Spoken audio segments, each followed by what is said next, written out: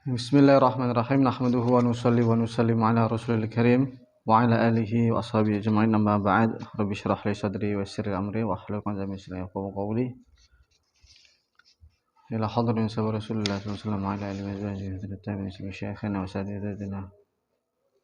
Susan ya sahibatina. Al-Fatiha. Hadan inshallah rajim bismillahirrahmanirrahim. Rabbil alamin kamdini jawran sallallahu alaihi wasallam. Amin. Alhamdulillah, insyaallah kita akan ngaji kitab Kifayatul Awam.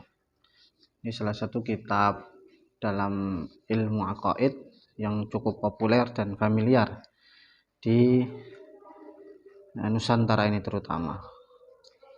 Dan sebenarnya sebelum mengaji satu kitab, sebaiknya kita mempelajari dulu mabadi asyrah atau 10 dasar atau 10 prinsip dalam fan yang akan kita pelajari. Nah, seharusnya dan sebaiknya kita sebelum masuk ke pembahasan mempelajari 10 prinsip fan ilmu aqaid atau ilmu tauhid atau ilmu kalam. Dan saja saya kira karena untuk menyingkat waktu nanti mungkin tetap akan kita kaji tapi satu pertemuan khusus saja, karena itu agak panjang, jadi perlu satu pertemuan tersendiri khusus untuk membahas mabadi asyrah ilmu aqaid. Jadi untuk pertemuan kali ini langsung kita baca inti kitab langsung. Oke. Bismillahirrahmanirrahim. Alhamdulillah, segala puji lillahi hanya bagi Allah. Al-munfaridi yang menyendiri atau yang esa, bil ijadi dengan mewujudkan. Jadi pada permulaan kitab ini beliau langsung menyinggung salah satu prinsip akidah Ahlussunnah wal Jamaah yang juga merupakan akidah jumhurul muslimin, yaitu al-munfarid bil ijad, di mana kita meyakini bahwa Allah Subhanahu wa taala adalah yang menciptakan seluruh af'al hamba, baik yang ikhtiyariyah maupun yang ittirariyah. Baik perbuatan hamba yang sifatnya itu ikhtiyari, yang ada pilihan untuk mereka, ataupun yang ittirari. Ittirari seperti apa? Ketika kita demam, terus badan kita greges gitu, menggigil, itu namanya ittirari, yang nggak bisa dihindari. Kalau akidah di luar Ahlussunnah wal Jamaah, yaitu akidah Mu'tazilah, mereka menganggap bahwa af'al hamba itu dibagi dua.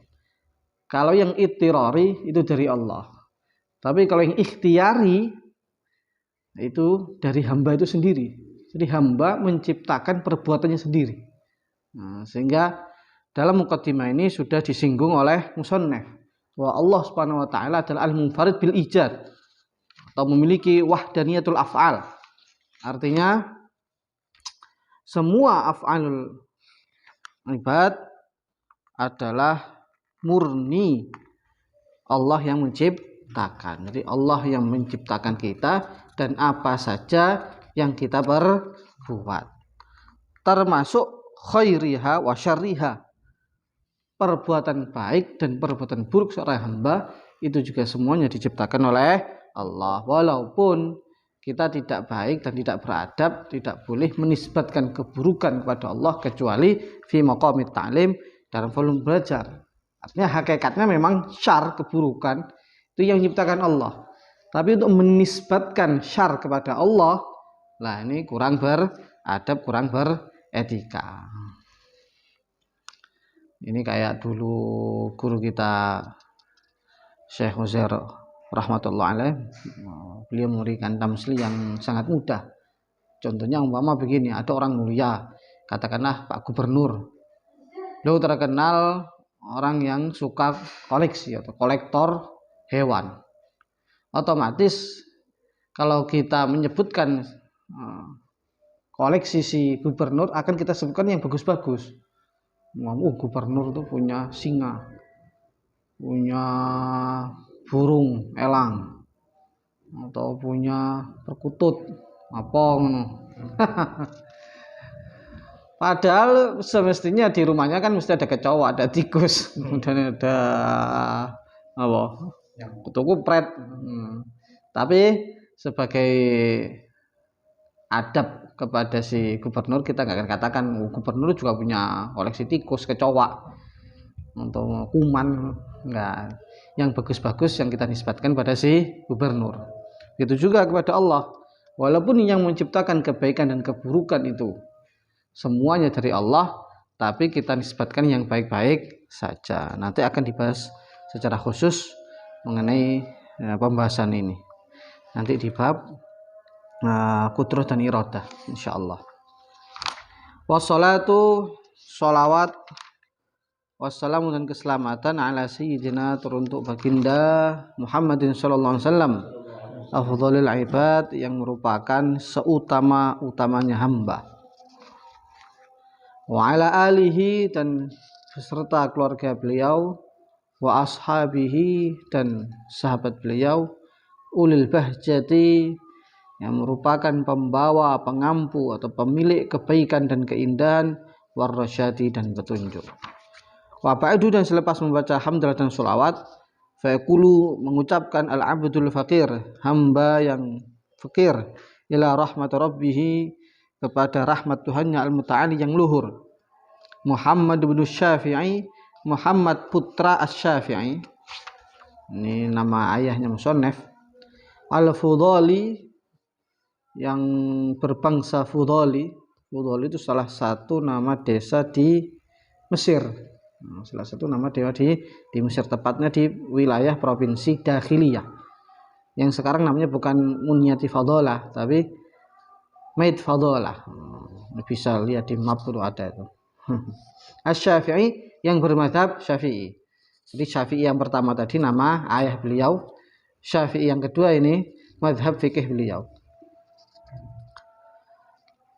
Qad sa'alani, sungguh telah meminta kepadaku ba'dul ikhwan, sebagian teman-temanku, maksudnya murid-murid beliau,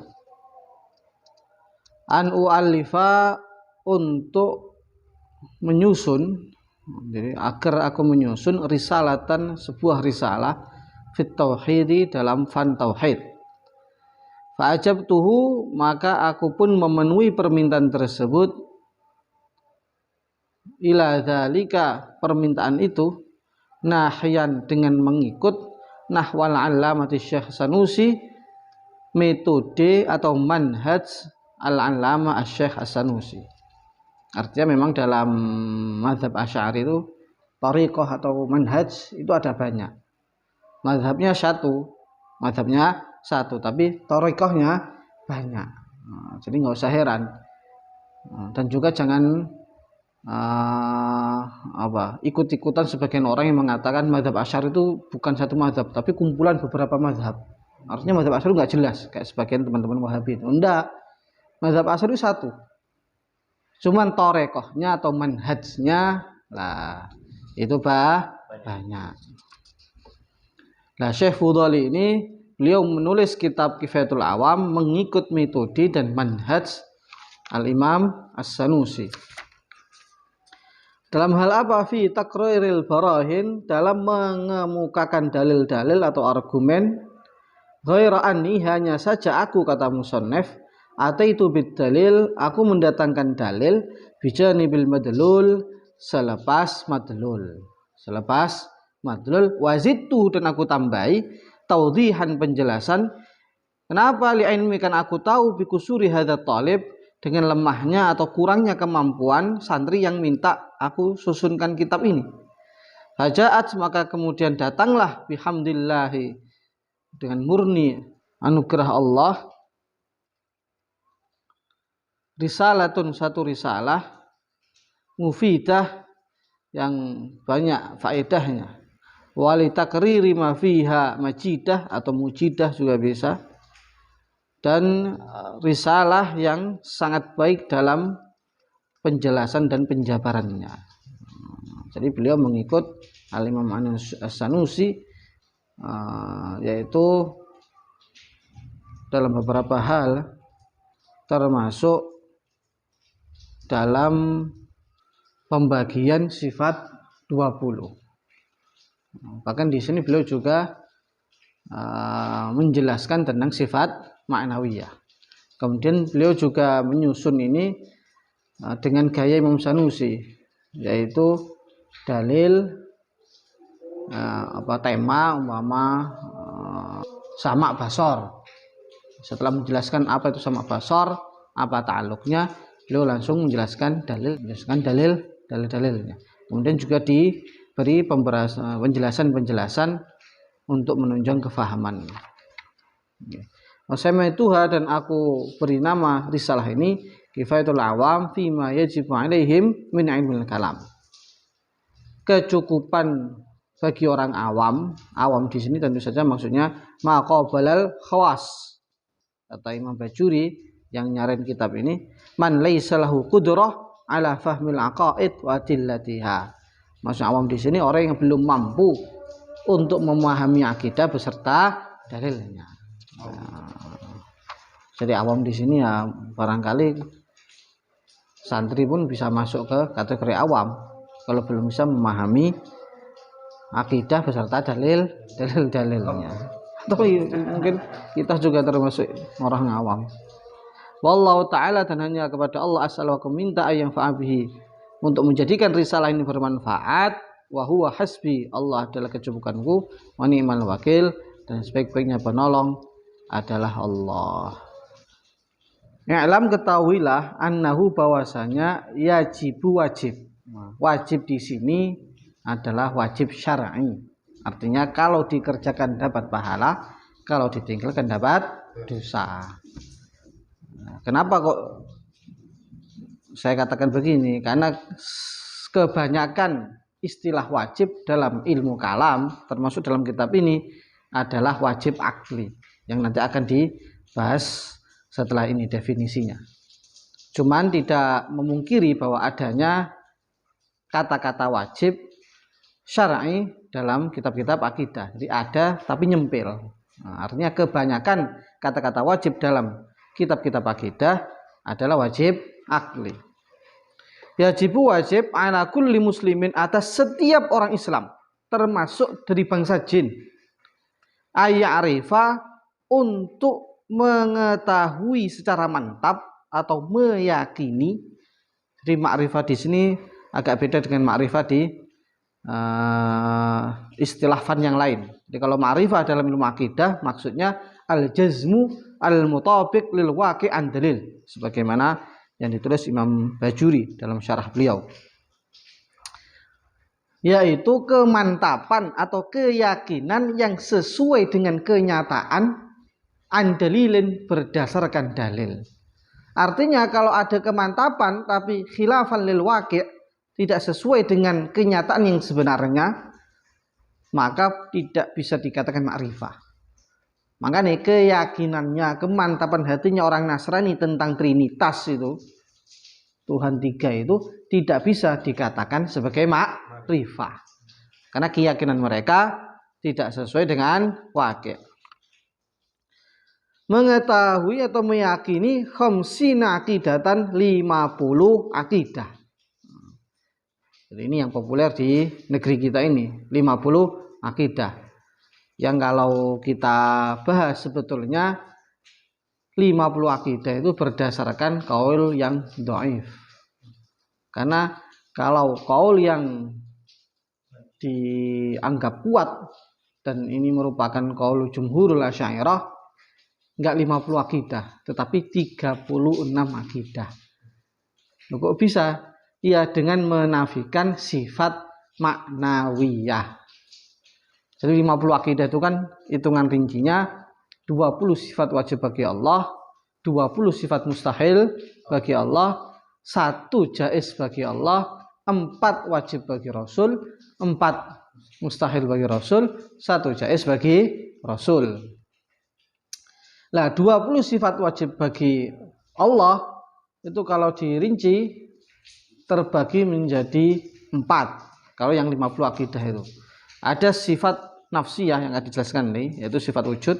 Kemudian salbiyah ada 5, qidam, baqo dan seterusnya.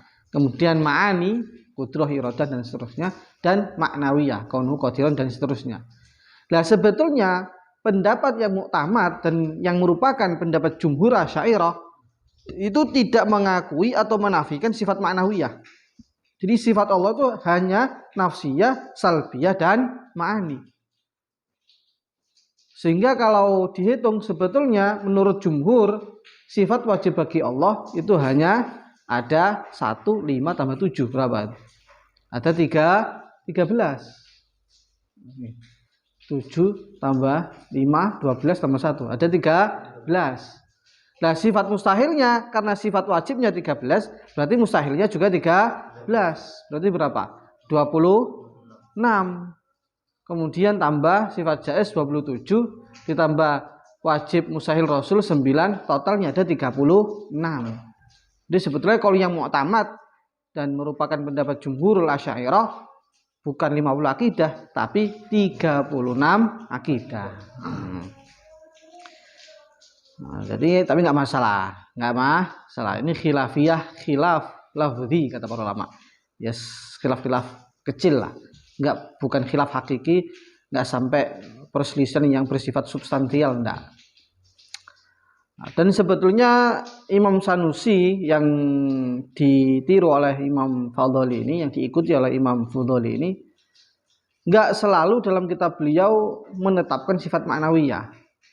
Karena dalam sebagian kitab beliau termasuk Syarah Sughra, Imam Sanusi tidak menetapkan sifat maknawiyah. Jadi nafsiyah, salbiyah dan ma'ani. Nah, tapi ya sekali lagi ini termasuk furu'ul aqaid atau furu'ul akidah. Tidak terlalu penting. Mau 36 monggo, mau 56 monggo.